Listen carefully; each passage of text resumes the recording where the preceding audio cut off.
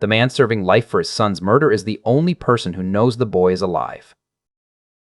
David Burrows is 5 years into a life sentence at Briggs Penitentiary for the murder of his 3-year-old son Matthew, killed in his bedroom while David slept down the hall. David swears he did not do it. After 5 years with no visitors, sister-in-law Rachel Mills presses a photo against the glass, her friend's Six Flags pictures, and in the background a boy with Matthew's exact birthmark. David tells her to show Cheryl as guards pull him away. Warden Philip Mackenzie is an old family friend, so David asks for the murder book, insisting someone else was in the house that night. Philip answers that Matthew is dead and no photo changes that, then quietly books a flight to Boston. In Boston, David's father Lenny, another old cop, asks Philip if that file can come back on them. Philip answers that nothing they did that night changed a damn thing. A smuggled murder book reaches David's cell anyway, with Hilda Winslow circled on the witness list. Meanwhile, Rachel helps her pregnant sister Cheryl plan a baby shower, and Cheryl admits the new baby feels like she is not replacing him before tearing up. Rachel keeps the photo to herself, but soon David calls, "Collect, new information, come back." On laundry detail, polite inmate Ross Sumner, a serial killer who kept 6 bodies in a sub-zero freezer, taunts David about the bat and chokes him against a washer while the guards just watch. A memory of Matthew on his swing snaps David back, and he beats Sumner bloody. Rachel returns to a bruised David and they divide the work. She will hunt a missing children database for a boy who vanished before the murder, since the DNA match could have been altered. The bigger question is why neighbor Hilda Winslow lied on the stand. That night, Wesson unlocks David's cell with a key, no buzzer, and tries to strangle him at a locked gate. David fights free, and Wesson only says he took their money. In Boston, editor Jim Doherty finds Hilda legally became Harriet Winchester and vanished. By morning, Wesson has framed David as the attacker, but privately, Philip reveals Officer Diego saw Wesson plant a shiv, and it all started after the photo. Since Philip cannot protect him anymore, the way out walks in, his son Adam, a plan, and a spare police uniform. The uniform walk almost works until Wesson reports that David never reached his cell, so Philip whispers the backup plan. "Put the gun on me. Follow my lead." David marches the warden past guards screaming to lower their weapons, and they take Philip's truck. The truck smashes past the gate with state police in pursuit, and the escape interrupts every broadcast, which is how Rachel and Cheryl learn of it. A spike strip and roadblock box the truck in, so to keep the hostage act believable, David presses the pistol to Philip's head. The bluff works. Officers drag the spike strip off the road rather than watch the warden die, and the truck blasts through. Back at Briggs, a battered Sumner reveals H.E. was supposed to kill David, and Wesson is now a loose end who should run. David has the warden pull into the Greenville Outlet Mall garage and slips away, so troopers find only Philip inside the truck. Rachel picks David up and asks when exactly he decided to break out of prison. It kinda just happened. In Seattle, veteran FBI agent Max Williams and his young partner catch the case, and on the tarmac comes the bombshell. The warden's son, Boston cop Adam Mackenzie, was found tied up, and David escaped wearing his uniform. Max wants everything on the Mackenzies. A phone call makes Wesson send his wife and daughter away, kissing the girl goodbye like a man out of time. At Briggs, Max picks the hostage story apart, and the visitor log hands him a lead. Rachel Mills visited 3 days before the escape. On the road, Rachel tells David that Cheryl remarried and is expecting a girl, which lands hard, and that Hilda vanished behind a New York post office box. At the prison, both videos of Rachel's visits turn out to have been deleted. David sneaks into Wesson's house, but Wesson gets the drop and then simply folds. He was paid to watch David since day one, and the photo triggered the kill order. Then Wesson shoots himself to protect his family. On his burner, a smug voice taunts David, who vows he is coming for Matthew. Hilda's post office box opens at 9, so the fugitives need to disappear in New York. Rachel buys a burner in Times Square and calls rich ex-boyfriend Hayden Payne, fresh off a $1 million painting, and he leaves her the keys to his Manhattan apartment. Over diner coffee, Max flips the theory. Shell company REH Holdings paid Wesson $1,000 a month for exactly the 5 years David was inside. Somebody paid to watch him. Agents find Matthew's case file hidden in David's flashlight, Hilda circled, while a gloved fixer hunts her too. 5 years earlier, at a 4th of July cookout, Lenny hands little Matthew a sparkler over David's objections. It's a sparkler, not a blowtorch, and Rachel brings Hayden along, just friends. Over beers comes the story of an old classmate everyone called Skunk, who grew up to work for mobster Nicky Fisher. 25 hours into the manhunt, the FBI interviews Cheryl, and she lies about knowing of Rachel's prison visit, which horrifies her husband. In New York, Max rings Hilda's block with undercover agents and tactical teams, convinced she is David's next target. In Boston, Philip comes clean about the breakout, and Lenny confesses too. The night of the murder, H.E. found the bloody bat inside the house, assumed the worst, and buried it in the woods with Philip. Hilda's testimony was a lie from the start.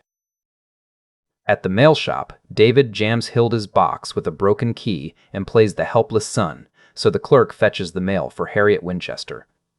Mid-stakeout, Rachel tells a shattered Cheryl that Matthew may be alive, and the con pays off. 18 Mercer Court, apartment 3B. Back in Boston, Matthew's grave has been dug up overnight, and the coffin sits exposed at the bottom of the hole, empty. Lenny rages that it is his grandson's coffin in that dirt, and the only lead is a black Toyota Tundra seen leaving the cemetery at dawn. At Mercer Court, Rachel walks straight at the FBI perimeter as a decoy and gets swarmed, buying David the stairwell. Cornered, Hilda finally breaks. A man with a white streak paid off her daughter Elle and her gambling debts to buy the testimony. He works for Nicky Fisher. Hilda points David to her fire escape, and an agent chases him across rooftops until he leaps a gap and limps away. In Boston, Adam admits the Tundra was his. He dug up the coffin to prove David innocent, except there was no body, and the lid was crowbarred open years ago. At a fundraiser, Cheryl meets Gertrude Payne of the Payne Foundation. Alone in her town car, Gertrude reports that Rachel Mills was detained and has the photo. Rachel is arrested, Max turns out to be his partner's father, and at a misty lakeshore, the boy from the photo answers to Theo.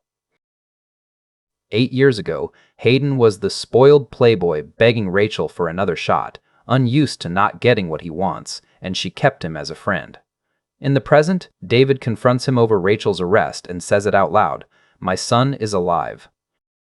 Agents Max Williams and Sarah Greer see through Hilda's burglary story, because a man does not cross 3 states to say nothing. If David did not come for revenge, he came for something else. Meanwhile, David asks Hayden to lure Skunk to New York. In Boston, Lenny and Philip hit a hole in the murder book. There was no bus accident the night Matthew was taken, yet the administrator who confirmed the fake call is Ronald Dreesen, Cheryl's new husband. Lenny gently asks Cheryl about that night, and her certainty cracks. Hayden hands David a pistol kept in the apartment. Hilda, playing double agent, sets a meeting at Washington Square Park, asking that Mr. Fisher be told she did the right thing, while the FBI identifies the number she called, Kyle Bergen, a Fisher capo they call Skunk. At the park, Skunk reaches inside his jacket, the two grapple, and the gun fires twice. One bullet ends up in Skunk's gut, the other kills Hilda across the square. David corners the wounded man in a half-renovated building and trades an ambulance for an answer, Revere Cemetery.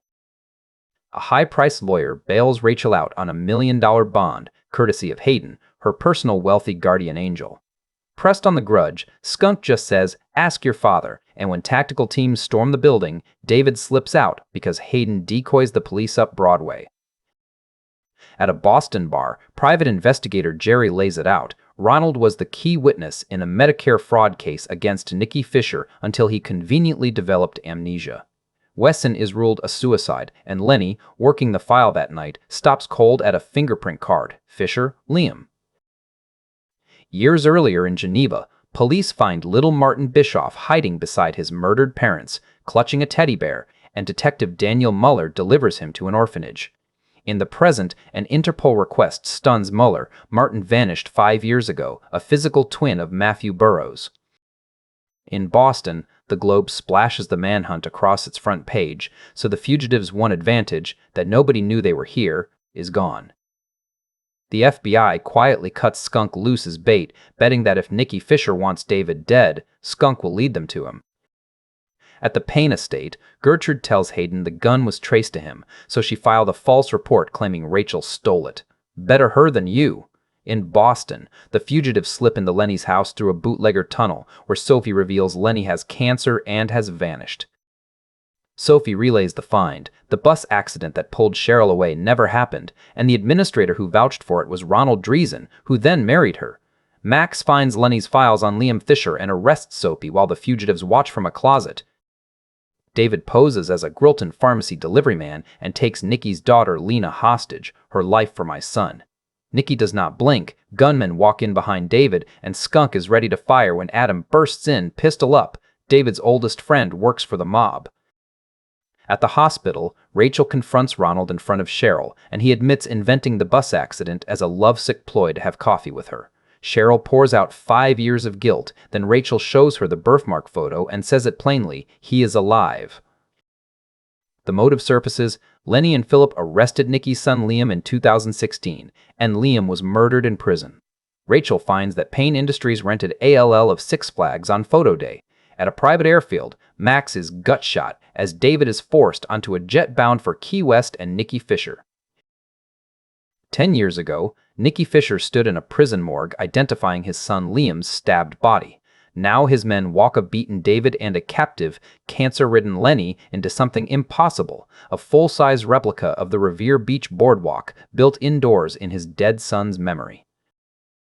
Max pulls through surgery while his daughter is benched, and Swiss detective Daniel Muller leaves word he is flying in. At the boardwalk diner, Nikki demands Matthew for Lenny's life, but the moment David surrenders, Nikki calls it off. A loyalty test? I do not kidnap kids. Rachel chases the photographer's archive because 3 Payne Foundation frames from Six Flags, numbers 110 to 11-2, are missing. Nikki frees David with advice to dig into both parents' pasts and keeps Lenny as insurance, and Lenny's parting order is simple: bring home my grandson. A hitman invades Rachel's house hunting her, and Officer Ramirez, the cop watching her door, is shot dead. Rachel escapes to Hayden, who arrives with planes, lawyers, and protection on offer, telling her to let him keep her safe. On Sophie's porch, Cheryl and Philip plan a private DNA retest using a lock from Matthew's first haircut that Sophie saved. Meanwhile, a bandaged detective swears David shot Ramirez, branding him a cop killer, and David tells Rachel the trail runs through a fertility clinic called Berg. David and Rachel break into the Berg clinic and find no file for Cheryl, just a scandal. Dr. Heller was fired for using his own donations on patients, and the Paynes buried it. Police storm the building, Hayden is arrested buying time, and a stranger warns Heller she can no longer protect you.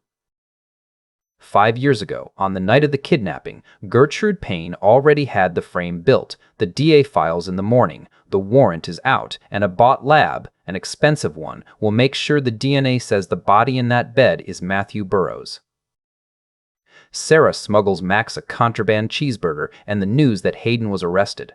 Gertrude's lawyer pressures Hayden into signing the family cover story to walk free, while David and Rachel ambush Ronald in his kitchen. Heller works at his hospital, and they need Ronald to sneak them in. Detective Muller lays it out for Sarah. Martin vanished from an orphanage the Paynes funded 3 weeks before the murder, and Martin carried a rare genetic disorder called MLD. If the crime scene blood tests positive, David is innocent, so Max orders the retest from his hospital bed. Ronald walks the fugitives in through the hospital service corridors on a fake Haspin imaging tour, badging them into a reserved room. Boss Julie D'Souza kills the DNA test and suspends Sarah, so Max hands over his badge and retires on the spot rather than sell out his daughter. Cheryl arrives and detonates the donor theory. Heller was never her doctor. A woman performed the insemination, and her pregnancy test was positive the day after the visit. She was pregnant before Berg. Whatever the kidnapper believed, Matthew is David's son. He's yours, David. Hunting for Cheryl, Sarah arrests Ronald for obstruction and commandeers the hospital cameras. At the estate, Muller tells Gertrude about Martin and the orphanage, and his parting shot lands. Her late father was Robert Edward Harold Payne, the same initials as the shell company that paid Wesson. The last piece drops. Cheryl registered at Berg under Rachel's name. Rachel was the intended mother all along. The missing Six Flags photos show a Payne Industries banner, and Rachel finally says it. Hayden has had Matthew this whole time. Right then, Sarah storms in and arrests David. 5 years ago, it was Hayden, a sedation kit in the car. Matthew carried sleeping through the doors of the Payne mansion. Gertrude takes one look at the boy in her son's arms and asks the only question that matters, "What have you done?" In the present, David and Rachel reach suspended Agent Greer, who already knows the buried boy was Martin Bischoff from an orphanage the Paynes owned. At the mansion, Hayden has killed a detective who knew everything, and Gertrude decides nobody runs. The boy is a Payne. Rachel calls her old editor, and the Globe runs a fake report that David has been captured. Cheryl hands over a car with one instruction: bring our son home. Hayden was packing to run until Rachel phones to say that if the offer still stands, she is ready. Gertrude, who once sent her fixer Stefano to kill Rachel, orders Hayden to turn her away. Theo overhears the argument and asks who Matthew Burrows is, and when Rachel arrives, she is wanded for weapons, then plays her part perfectly. She wants a fresh start together. Driving out, Sarah warns David this is a pit stop and she will arrest him when it ends.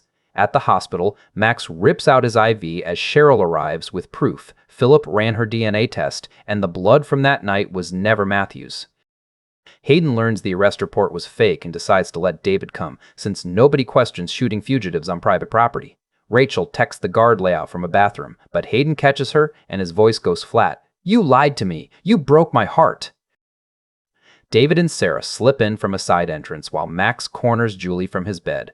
Cheryl's DNA test proves the blood was never Matthew's, so either every agent rolls to the Payne estate now, or it all goes to Jim Doherty at the Globe. Julie sends them. Upstairs, Hayden explains, his assistant ran the Berg office. Heller guaranteed he would be the donor, and the child was supposed to be his and Rachel's. Rachel fires back that Cheryl was pregnant before Berg, and Hayden demands to know if his mother saw the test. Gertrude warns him not to ask questions he does not want answered. Downstairs, David finds a frightened boy who has no idea who he is, so he points at the stuffed rhino the boy still carries, explains he bought it for him at 3, and says the rest gently, "Your name is Matthew Burrows, and I am your father." Gertrude admits she saw the paternity results years ago and made sure Hayden never would. Something in him snaps, screaming that he has nothing now. He kills his own mother, then walks Rachel out at gunpoint, trading her for Theo, and the boy bolts for the woods. Hayden stalks the trees, calling out that they are family, while tiny Matthew hides frozen among the trunks. David slams into him. Sarah charges in, shouting to drop the weapon, and the final shot puts Hayden down. Bleeding on the forest floor, David reaches his son at last. "I found you!"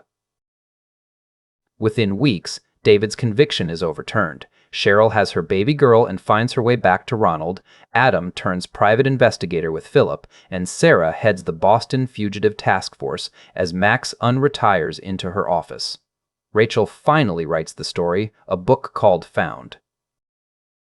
Lenny got months with his grandson before passing, and at the wake, Matthew admits he wishes he could remember him, so David promises they will make new memories. Everybody is together, which Lenny would have loved, assuming the game was not on. Rachel's hand finds David's, and David keeps one promise: if his son is ever lost, he will find him. He will always find him.